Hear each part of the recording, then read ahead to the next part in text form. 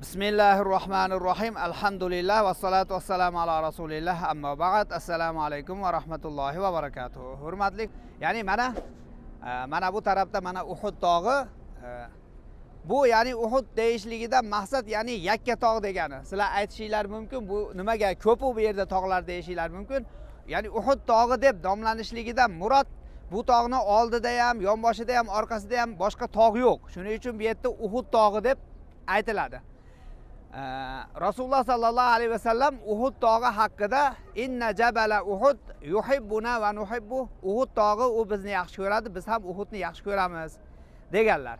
Ulamolarimiz demak jamoat olamida ham o'ziga yarasha his tuyg'ular bor. Bo'lmasam Rasululloh sallallohu alayhi vasallam Uhud bizni yaxshi ko'radi deb aytmagan bo'lardi dedi. Kunlardan birida Rasululloh sallallohu alayhi vasallam Abu Bakr Siddiq, Umar roziyallohu anhu, Usmon roziyallohu anhumlar bilan mana shu Uhud tog'ini ustida turganda Uhud titraydi. Shunda Rasululloh sallallohu alayhi vasallam usbutiya Uhud innama alayka nabiyyun va siddiqun va shahidan. Jim bo'l ey Uhud, seni ustingda payg'ambar turibdi va siddiq ya'ni Abu Bakr turibdi va Umar va Usmonlar turibdi deb, ya'ni ikki shahid turibdi deb Umar roziyallohu anhu bilan Usmon roziyallohu anhuga ishora qilganlar. Haqiqatan ham vaqtlar o'tib xalifalik davri kelganda Umar roziyallohu anhu va Usmon roziyallohu anhular shahid qilib kofirlar tarafidan o'ldirilgan. Mana bu tarafga qarasak, mana bu tarafda Jabalur Romat deb qo'yadi. Jabalur Romat degani kamonchilar tog'i degani. Nimaga kamonchilar tog'i deb nomlanadi? Bu yerda islom tarixidagi eng katta janglardan biri mushriklar bilan bo'lgan bir jang bo'lib o'tgan.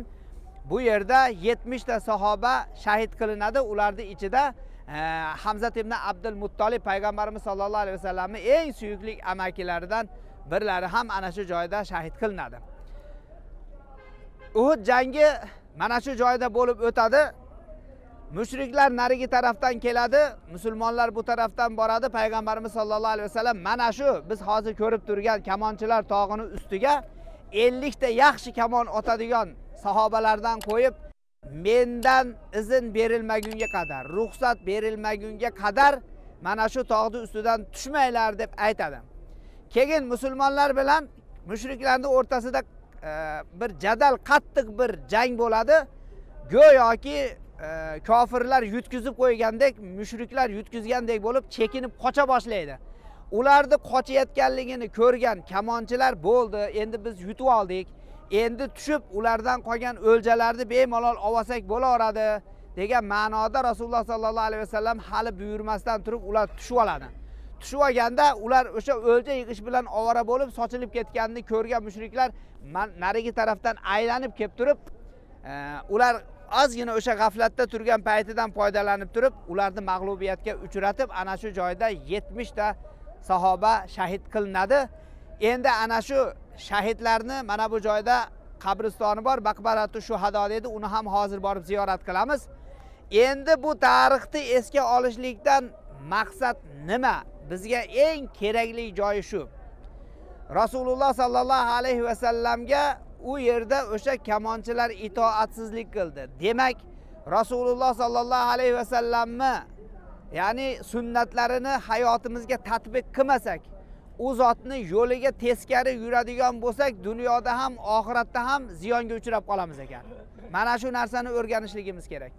Ikkinchi oladigan ibrat, xo'p, Rasululloh sallallohu alayhi vasallam ana shu joyda 50 ta kamonchini qo'ydi tepaga. Ular kim edi? Ismi kim? Nima, kim ular? Kim bo'lgan? Tarix ularning ismlarini oshkor qilmaydi. Bizi islom dinimizda musulmon kishini obro'si, moli, qoni, joni harom hisoblanadi.